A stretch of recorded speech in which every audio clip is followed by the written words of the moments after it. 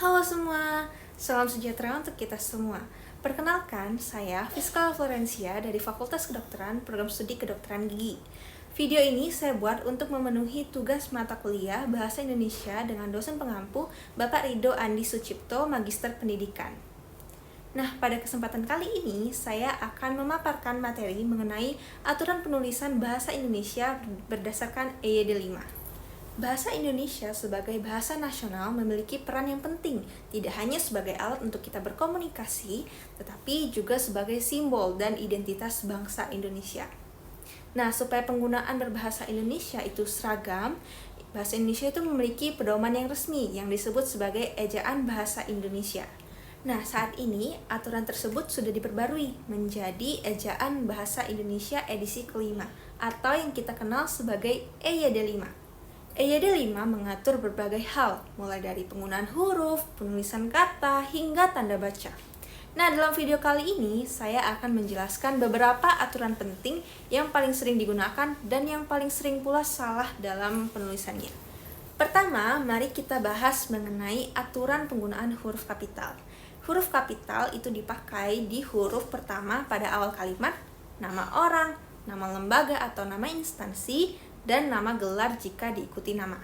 Nah, saya kasih contoh yang sederhana. Saya bertemu dengan Dokter Siti. D dalam kata dokter dan S dalam kata Siti itu seharusnya besar ya guys. Ini yang salah dan ini yang benar. Nah, perhatikan jika penulisan kata dokter tidak diikuti nama, itu tidak perlu memakai huruf kapital. Contohnya, setiap pasien diperiksa oleh seorang dokter. Kedua, aturan penulisan kata di dan ke. Nah, teman-teman, jika diikuti oleh kata depan seperti kata rumah atau sekolah, itu ditulis secara terpisah, di rumah atau ke sekolah. Nah, teman-teman juga harus ingat jika digunakan sebagai imbuhan, itu baru digabung seperti dibaca, diberikan, dan kesatuan. Ketiga, EYD 5 juga mengatur mengenai kata serapan. Nah, kata serapan itu apa sih? Singkatnya, kata serapan itu adalah kata yang berasal dari bahasa asing atau daerah. Nah, prinsipnya kata itu disesuaikan dengan ejaan bahasa Indonesia. Contohnya apa sih? Yang pertama, aktivitas. Aktivitas itu memakai V, bukan F ya teman-teman. Nah, yang kedua yang paling salah digunakan itu praktek. Kebanyakan orang mengetahui kalau praktek itu memakai padahal praktek itu memakai I, praktik. Terus yang ketiga itu ada nomor. Nomor bukan nomor ya teman-teman, tapi nomor. Nah, yang keempat, mengenai penulisan partikel pun. Nah, teman-teman, penulisan partikel pun itu ada yang dipisah dan ada yang digabung. Nah, contoh yang dipisah itu seperti apa sih? Contohnya, apapun masalahnya, dia tidak pernah menyerah. Yang kedua, jika kita hendak pulang malam pun, kendaraan masih tersedia.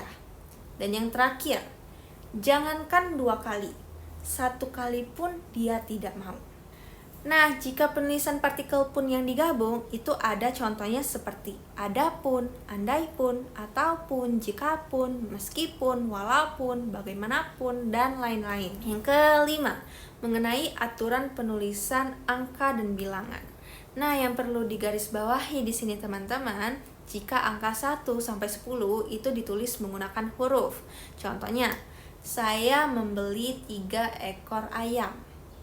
Nah, untuk data resmi atau dalam jumlah angka yang lebih besar, itu ditulis menggunakan angka, seperti Indonesia mempunyai 17.000 pulau. Yang keenam, nah yang keenam ini yang paling sering salah penulisannya dan penggunaannya. Itu apa? Penggunaan tanda baca. Nah, penggunaan tanda baca ini ada banyak ya teman-teman. Yang pertama kita akan bahas mengenai tanda titik. Tanda titik yang paling sering digunakan itu di akhir kalimat. Contohnya, mereka pernah duduk di sana, titik. Kemudian tanda titik itu juga digunakan untuk memisahkan antara jam, menit, dan detik.